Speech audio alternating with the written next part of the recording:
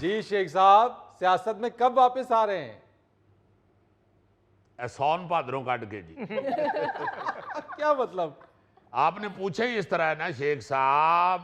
सुनाए फिर, तरबूज कब आ रहा है या खीरे कब आ रहे हैं? खरबूजों का इस तरह पूछते हैं। देखें, शेख रशीद कभी भी सियासत से निकला नहीं है। बचपन से यही काम कर रहे हैं, चूंकि आवाम के खादम हैं और सियासत में रह के ही कौम की खिदमत की है, लोगों की खिदमत की है। और कौम अब फिर शेख रशीद की तरफ देख रही है कि कब वापस आए और अच्छे हालात भी वापस आए। आपके पास ऐसी कौन सी गीदड़ सिंगी है शेख साहब कि आप आएंगे और हालात अच्छे हो जाएंगे? देखें, मेरे पास गिद्दड़ सिंगी है या नहीं, मगर ये मुझे मालूम है कि मौजूदा मदारी का बंदर मर चुका है। लोग मायूस हो चुके हैं। लोग बिजली के बिल की वजह से जहर खा रहे हैं, खुदकुशियां कर रहे हैं। आप देखें क्या हालत हो गई है। मेरे घर में सिर्फ एक चूल्हा जलता है, वो भी कभी कभी। अच्छा, मगर गैस का बिल 1 लाख रुपया आ गया है। अब मैं किसके चूल्हे में अपनी गैस तलाश करूं? सारी हुकूमत ने पहने हुए हैं दस्ताने।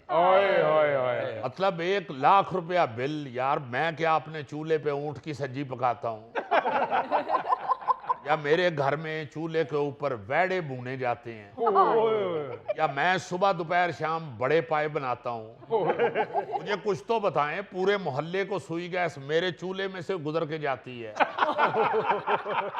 1 लाख रुपया बिल मुझे कैसे आ गया यार? एक चूल्हा है फरीद साहब, और सबको पता है मेरे घर में तो चूल्हा जलाने वाली भी नहीं है। अब मेरा चूल्हा भी ऐसा कोई समझदार नहीं है कि मुल्क की हालात देख के खुद ही जलता रहता है। क्यों भेज दिया है 1 लाख रुपया बिल? हाँ शेख साहब, ये बात तो दुरुस्त है। हर आदमी बिजली और गैस के बिल से बहुत परेशान है। जी हाँ, और इन्हीं चीजों को देखते हुए मैं ये फैसला कर रहा हूँ कि सियासत में वापसी जल्दी होनी चाहिए। बचपन में जो हम वो पढ़ते थे ना जी, टार्जन की वापसी, इंशाल्लाह इसी तरह आप देखेंगे शेख रशीद की वापसी। शेख साहब, बचपन में तो हम ड्रैकुला की वापसी भी पढ़ते रहे। नहीं, नजर आ रहा है आप ऐसे नावल ही पढ़ते रहे। शेख साहब, मैं तो टार्जन की वापसी पढ़ता रहा हूँ। टार्जन ਨੂੰ ਇੰਨਾ ਵੀ ਖਜਲ ਨਾ ਕਰ बेटा। टार्जन ਦੇ ਮੋਢੇ ਤੇ ਤੇਰੇ ਨਾਲੋਂ ਤਗੜੀ ਬਾਂਦਰੀ बैठी होती।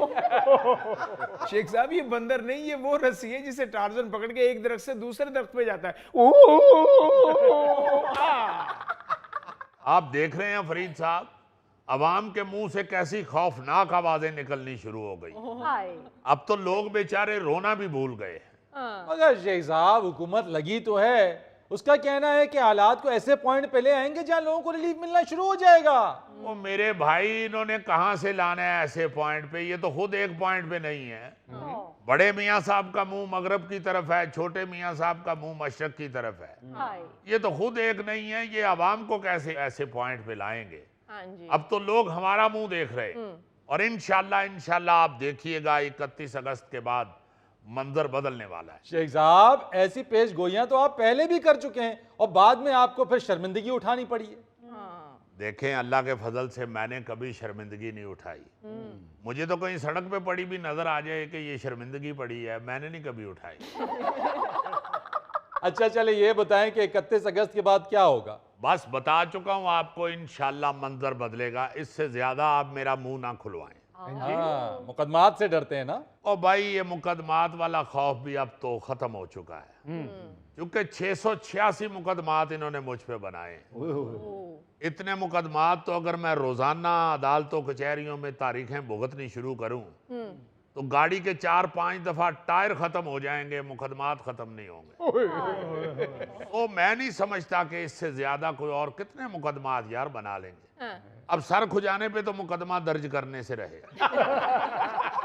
मेरी तो ये गुजारिश है फरीद साहब के खुदारा अवाम को रिलीफ दे दें। शेख रशीद को बेशक जो मर्जी सजा दे दें। आप शेख रशीद को कह दें कि आपने आज के बाद हमेशा 16 पे रख के एसी चलाना है। आप शेख रशीद को कह दें कि आइंदा आपने गोश्त नहीं खाना, सिर्फ कीमा खाना है।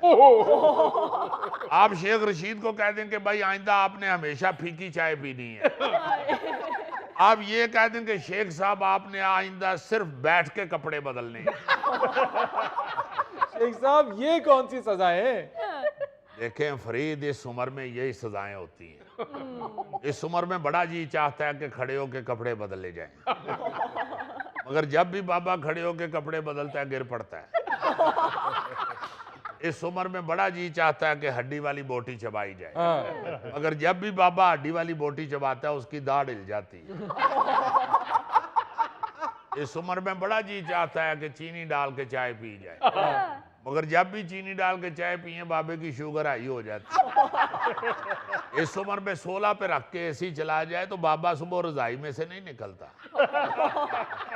वो बेचारा रजाई के अंदर से ही आवाजें दे रहा होता है, एसी बंद करो मैं बाहर निकलना है। यानी कि आप मान रहे हैं कि आप बाबे हो चुके हैं। देखें फरीद साहब, सारा मुल्क जानता है कि इस वक्त बाबा सियासत शेख रशीद है। मेरा ख्याल है कि जितना सीनियर सियासतदान शेख रशीद है इस वक्त मुल्क में कोई और दूसरा नहीं है। तो मैं ये समझता हूं कि लोगों को अब रिलीफ मिलनी चाहिए। लोग बेचारे बहुत सख्त परेशान हैं। लाखों लोग पासपोर्ट बनवा रहे हैं मुल्क छोड़ के जाने के लिए। तो मेरा मतलब है कि यहाँ पे अगर कोई बंदा ही नहीं रहेगा तो क्या करेंगे ये मियाँ शहबाज शरीफ, नवाज शरीफ? खुद अपनी चाय बनाएंगे। बिल्कुल सही कह रहे हैं आप शेख साहब। ये मुजफ्फर भी कई दफा गया है पासपोर्ट बनाने, इसकी तस्वीर ही नहीं आती। तो जैसे बुजुर्ग आदमी के फिंगरप्रिंट नहीं आते ना, इसकी तस्वीर भी नहीं आती। शेख साहब ये गोगा भी सऊदी अरब जाना चाहता है, लेकिन इसके घर वाले नहीं जाने दे रहे। वो कह रहे पहले महीने ही तुम्हारे हाथ काट दिए जाएंगे। ऐ अल्लाह करो खैर मंग, तेरी की मुल्तानो लाहौर आके मौई लगी। एक साहब गोगा चोर नहीं गा। हाँ किते भी चावल बन रहे हो ते देग विचों बोटी जरूर कढ़दा। हाँ तो उत्थे इन्नी चोरी भी माफी नहीं होंदी ना। गोगे नूं 5 तरीक नूं पहली तनख्वाह मिलनी ते 3 तरीक नूं हथ बड़े जाने। इनको जाने दे शेख साहब, ये ऐसी एक दूसरे को छेड़ते हैं। आप जिन हालात का तस्करा कर रहे हैं उन हालात में तो अगर आप वापस आ भी गए तो क्या फर्क पड़ना है? इसलिए बार बार तजुर्बात करने से बेहतर है कि हुकूमत को मौका देना चाहिए ताकि वो कुछ कर तो सकें। और भाई कितनी दफा इनको मौका दें? आप देखें हमारे तमाम हमसाया ममालिक किस कदर तरक्की कर चुके हैं। हमने तोते की तरह यही रट लगाई हुई है, मौका दें मौका दें मौका दें। कितना मौका दें यार इन लोगों को? शेख साहब वहां पे ये भी तो नहीं होता ना कि इधर इलेक्शन हुए इधर टांग खींचनी शुरू कर दी। यहाँ तो इलेक्शन होता है, हुकूमत बनती है, अपोजिशन टांग खींचती है कि दोबारा इलेक्शन कराओ। वहां तो ऐसा नहीं होता। पॉलिसीज का तसलसल है, आप भी चलने दें हुकूमत को यार। बिल्कुल। ओ भाई चलाएं हुकूमत, हमने कौन सा हुकूमत के पहिए में पैर फंसा दिया है?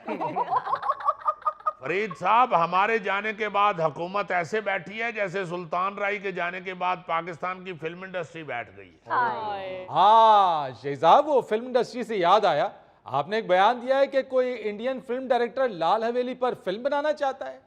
जी जी जी जी, महेश भट्ट की मैं बात कर रहा था कि महेश भट्ट 2 दफा मेरे पास आया। अच्छा। ये बड़ी पुरानी बात है। उस वक्त ये आलिया भट्ट जो है वो तो 3 पहियों वाली साइकिल पे दौड़ी फिरती थी। अच्छा।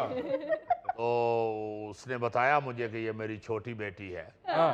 तो मुझे उसने बड़ा कहा ये महेश भट्ट ने, बल्कि वो तो मेरा इतना फैन था, इमरान हाशमी की जगह वो मुझे फिल्म में इंट्रोड्यूस कराना चाहता था। तो अल्लाह का शुक्र है मैंने उस वक्त हाँ नहीं की, वरना इमरान हाशमी जितना बदनाम इस वक्त मैं होता। इसका मतलब है काफी प्यार करता है महेश भट्ट आपसे। जी जी, महेश भट्ट तो इतना प्यार करते हैं कि ये आलिया भट्ट का ये रणबीर से जब रिश्ता होने लगा था तो उन्होंने फोन पे मुझसे मशवरा लिया था। अच्छा। कि शेख साहब रणबीर रिश्ता मांग रहे हैं, आप बताएं कर दूं? मैंने कहा कर दो, उसने संजू में अच्छा काम किया है। नहीं वाकई दोनों कमाल आर्टिस्ट हैं, रणबीर भी और आलिया भी। हाँ जी। तो वो लाल हवेली पे फिल्म बनाना चाहते थे, अच्छा। मगर मैंने इनकार कर दिया। मैंने कहा नहीं भाई, ये लाल हवेली जो है ये इन कामों के लिए नहीं। हाँ वैसे शेख साहब, लाल हवेली पर हर शख्स की नजर है। जी हाँ जी हाँ, जब भी मेरे मुखालिफिन की हुकूमत आई है वो मुझसे ज्यादा लाल हवेली को अपने कब्जे में करना चाहते हैं। हालांकि फरीद साहब सिर्फ 3 मरले की वो लाल हवेली है जो मेरे नाम पे है। अच्छा। और मैं ये भी ऐलान कर चुका हूँ, वसीयत कर चुका हूँ कि मेरे मरने के बाद उस लाल हवेली को यूनिवर्सिटी को अतिया कर दिया जाए। 3 मरले की लाल हवेली को यूनिवर्सिटी को अतिया कर रहे हैं आप, इसका क्या फायदा होगा? देखें फरीद साहब, आपको वो, आप अमीर आदमी हैं इसलिए आपको वो छोटी लग रही है। वो जिस जगह पे है लाल हवेली, मैं समझता हूं कि अगर वाइस चांसलर साहब उधर अपना 3 मरले का ऑफिस बना लें, तो आपको मालूम है कि वाइस चांसलर के पास अक्सर मेहमान आते जाते हैं, कोड़ों ही नाश के बंदा बोतल फाड़ ले आंदा है। वाइस चांसलर साहब घर में नाश्ता करते हुए यूनिवर्सिटी से लेट भी नहीं होंगे, उनको मालूम होगा कि हवेली के बाहर नाश्ता भी मिलता है। फिर छुट्टी के बाद वीसी साहब वहीं से गोश्त सब्जी खरीद के घर ले जा सकते हैं। तो मैं समझता हूं कि वो 3 मरले जो जगह है उसका बड़ा फायदा होगा यूनिवर्सिटी को। शेख साहब 3 मरले की हवेली आप यूनिवर्सिटी को अतिया कर रहे हैं, वो आपका जो कई एकड़ों में फार्म हाउस है वो अतिया करें। बेटा उस फार्म हाउस ते तेरे वर्गे 6 माली काम कर देने, उन्हां दी रोजी बंद कर दियां। 6 ਦੇ 6 ਹੀ ਮਾਲੀ ਮੇਰੇ ਵਰਗੇ ਨੇ, ਫਾਰਮ ਹਾਊਸ ਚੋਂ ਕੋਲਾ ਨਿਕਲਦਾ। नाज़रीन यहाँ लेते हैं एक छोटी सी ब्रेक। आप तो माशाल्लाह यूरोप जाते ही रहते हैं, आपको शर्म या तो है नहीं। हाँ मैंने यूरोप देखा है, मैंने मैंने मैंने कामों की देखा है, मुरीद के देखा है मैंने। ऐਵੇਂ फजूल लाफ्टर ना लो, सच्ची मुच्ची तुम बहुत यूरोप गए हुए हो।